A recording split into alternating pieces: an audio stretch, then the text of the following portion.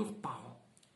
Les gens, ça c'est sûr, soyez sûrs et certains pour ceux qui... Bon, de toute façon, pas, je n'argumente pas ça pour les musulmans, pour les non-musulmans. Les musulmans aiment leur prophète plus que leurs parents. Et ils savent qu'il a enduré le martyre pour pouvoir transmettre cette religion. Et qu'on s'entend, là, il a bien fait d'avoir ramené. Il y a eu deux faux prophètes, un homme et une femme.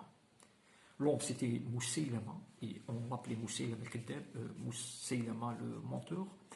Et il y en avait une prophétesse nommée Soujah.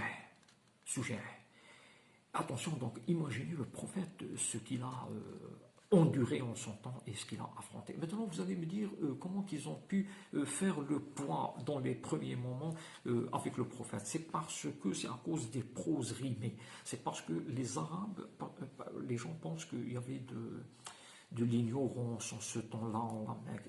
Tout ça, c'est faux.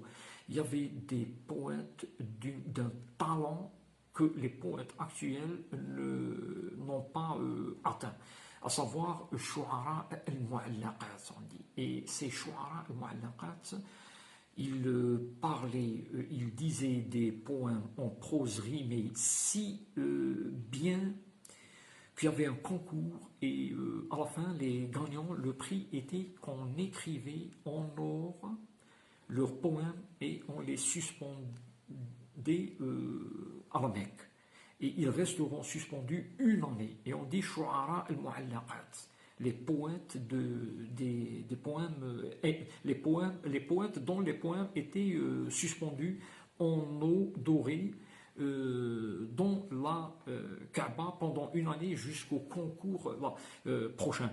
Donc, et c'est pour cela qu'ils ont été étonnés parce que le Coran, autant que texte, a fait face à tous ces lettrés de renom de l'époque. Voilà quelque chose que les gens un peu oublient.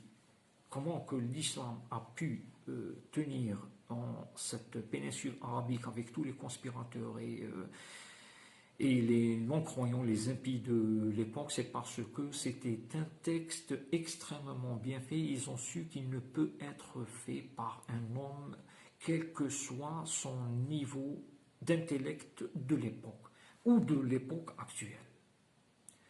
Donc attention, ce n'est pas de la rigolade. Et gare à celui qui pense qu'en le Moyen-Âge ou dans la préhistoire, l'homme était non intelligent. Ou était, tout ça c'est faux. Il y a énormément de témoignages sur l'intelligence de l'homme depuis son existence. Alors le Saint-Coran, c'est le texte lui-même est une preuve. Le texte lui-même a fait face à des hommes d'une connaissance extrêmement élevée de la langue. Et puis, il y a un mot que j'ai appris dans le livre de Halawardi, la circumambulation. Circumambulation, c'est at-tawaf. At-tawaf, parce que les musulmans, d'après le ménasique, leur rituel, ils font la circumambulation autour de la Kaaba shérifa. Voilà donc des mots d'où la valeur de ce livre quand même. Il ne faut pas seulement voir le verre à moitié vide. Et puis, deux autres mots assez intéressants que j'ai trouvés dans le livre, elliptique et éloquent. Elliptique est un texte qu'on peut comprendre, éloquent qui peut être compris sans nécessité d'explication. Il se trouve que ce n'est pas le cas pour le Coran.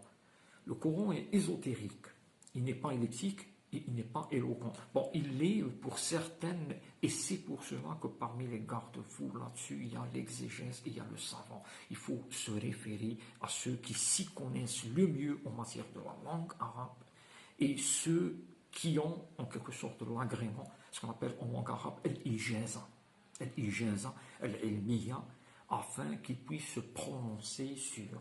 Et ce que j'ai tout à l'heure expliqué comme verset coranique, je me suis reposé sur cette exégèse de pas mal de savants. Ce n'est pas la mienne. Alors, voilà. Donc ça, en ce qui concerne la langue, parce que souvent nous en avons tendance en notre temps à valoriser la physique, les mathématiques, la biologie, la chimie, tout en oubliant la langue. Oui, tout en oubliant la langue, en oubliant que Ibn Khaldoun, le philosophe arabe, disait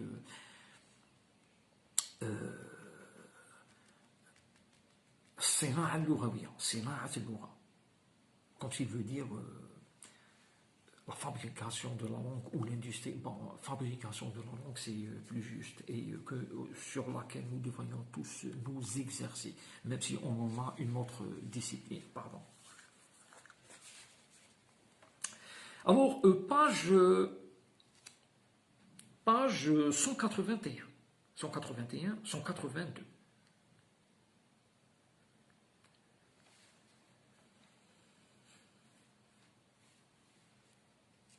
Alors, la discorde que craint le prophète. Le prophète craignait qu'une discorde allait se passer entre les musulmans après son vivant. C'est un peu, elle l'a décrit, elle l'a dit comme si c'était une honte, mais c'est quelque chose de naturel. C'est quelque chose de naturel. Même en notant un père de famille ayant une grande entreprise, il aura peur de la laisser à ses enfants après sa mort. Il aura le doute, est-ce qu'ils vont s'entendre, est-ce qu'ils vont faire bien marcher là, ne serait-ce que pour un cas d'une entreprise familiale. C'est le cas pour une entreprise d'État, c'est le cas pour une société, c'est le cas aussi pour cette religion. Mais c'est tout à fait normal. Pourquoi elle porte cette... elle décrira comme si c'est une honte? Non. Alors, page 198. Là, il y a un point très très important. Elle fait allusion dans une guerre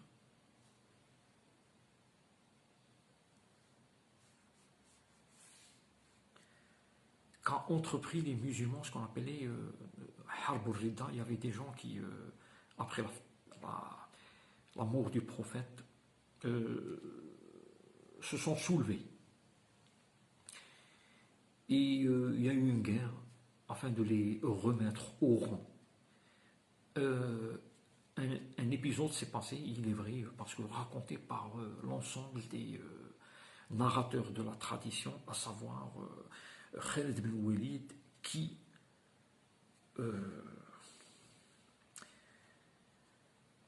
a tué dans cette guerre-là un certain Malik ibn Nuwayra,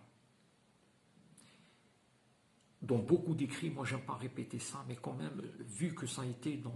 Alors il l'a décapité et a mis du feu dans une partie de ses organes, sa tête, et il a mis la marmite où il allait manger, bouillir sur ce feu-là. Elle fait allusion au cannibalisme, comme quoi un épisode de cannibalisme s'est passé, et ça c'est faux. Ce n'est pas du cannibalisme. Attention de croire qu'il n'y a eu aucun narrateur de la tradition, ni historien, qui peut ramener un témoignage de cannibalisme chez les musulmans. Après l'arrivée de l'islam, l'islam a fait raffiner l'homme arabe, bédouin, paysan de la région même. Il l'a raffiné parce que le prophète dit je ne suis venu que pour compléter les bonnes mœurs et les bonnes habitudes. L'islam a voulu un raffinement, a commencé par la propreté, il a cherché la bonté de l'homme, il a cherché même la beauté. Dans toute sa splendeur, la beauté de tout, de l'urbanisme, de l'arrangement des maisons et de l'allure de l'homme. L'islam a tant insisté sur cela. Et cet incident, elle fait allusion avec une phrase très très bien dite sur le cannibalisme, et cela est faux. Et Omar ibn Khattab radiallahu anhu a puni son chef militaire de l'époque, c'est-à-dire Khalid ibn Walid, en ayant connu cette histoire-là. On lui a rapporté et il a puni quand même son subalterne. Alors, comme quoi le prophète, c'était en page 165, numéro 10, 11 et 13, comme quoi le prophète était quelqu'un qui a toujours eu peur, sallallahu alayhi wa sallam, et ça c'est faux, d'entendre le son des tonnerres et le son des avalanches et du vent.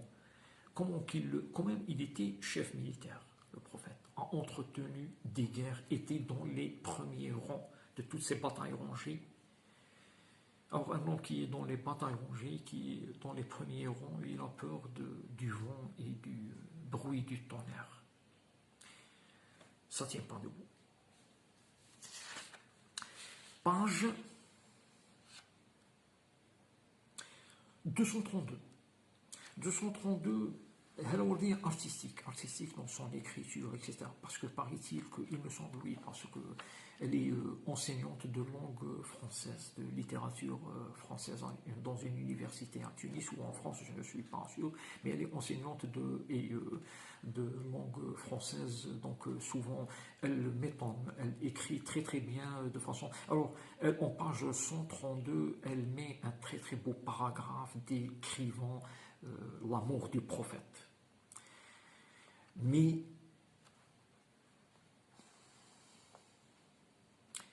elle dit qu'il n'a rien laissé comme, enfin, un testament verbal, comme allusion à ce comme s'il n'a laissé aucune conduite à tenir, voilà le terme, après sa mort, et ça c'est faux. Énormément de savants déterminent qu'il a tant parlé et a fait allusion à de bonnes conduites à tenir après sa mort, sauf qu'elles n'ont pas été comprises, plutôt elles étaient comprises, elles n'étaient pas prises en considération par la suite, après sa mort. Mais un prophète n'était pas là pour en avoir cette lacune. Ça, c'est même un chef d'entreprise n'aura pas une lacune pareille. Un chef d'entreprise, même si c'est une petite entreprise familiale, il va toujours laisser un testament, laisser quelque chose, quoi qu'elle l'explique dans la calamité du jeudi, Raziyat al-Khamis, qui est dans tous les Sahih, y compris Sahih Muslim, d'où l'ensemble des musulmans puisent. Raziyat al-Khamis est très très bien expliqué, donc la calamité du jeudi, je ne vais pas y revenir.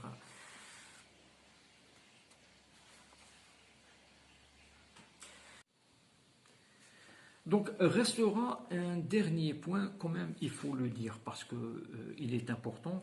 Et il s'agit au sujet du cercueil flottant de Mahomet, sallallahu alayhi wa sallam, et cela est dit dans la page 146. Et ça a été expliqué dans le prologue en page 322.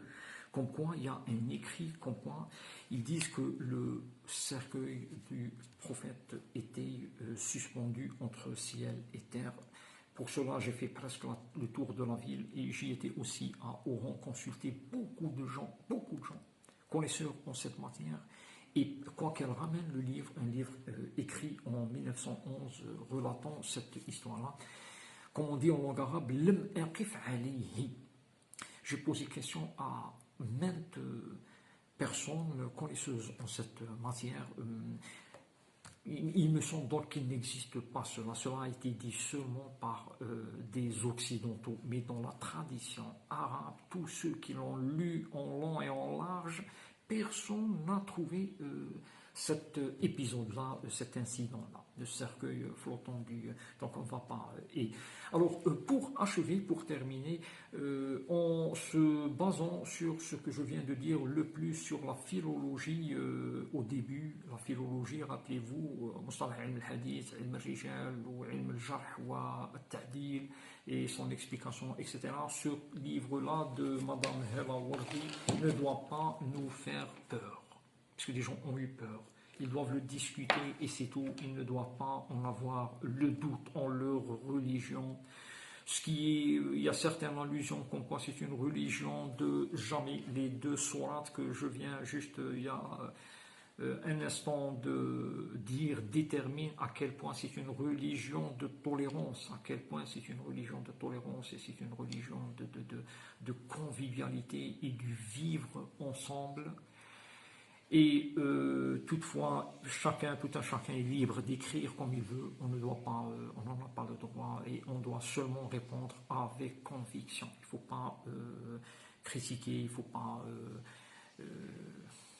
utiliser les mauvais propos. C'est pas parce que quelqu'un est caché quelque part derrière un écran, personne ne le voit, il utilise un masque, un pseudo, il commencera à critiquer. Et non, plutôt il faut être courageux. C'est un très très bon moyen ces réseaux sociaux, mais à utiliser-les à bon escient. Soyez toujours avec impatience, avec un nom propre, pas un pseudo, et participez. Il ne faut pas participer avec sous ce. Et puis, en page, voilà, en page, je vais, pour terminer, orienter les gens envers cette page-là, qui est très très importante, 227-228, où il y a les véritables témoignages que même certains savants de l'islam n'ont pas dit sur la prophétie réelle de Mahomet sallallahu alayhi wa sallam wa ala alihi wa sahbihi ajma'in. Wassalamu alaikum wa rahmatullahi wa barakatuh.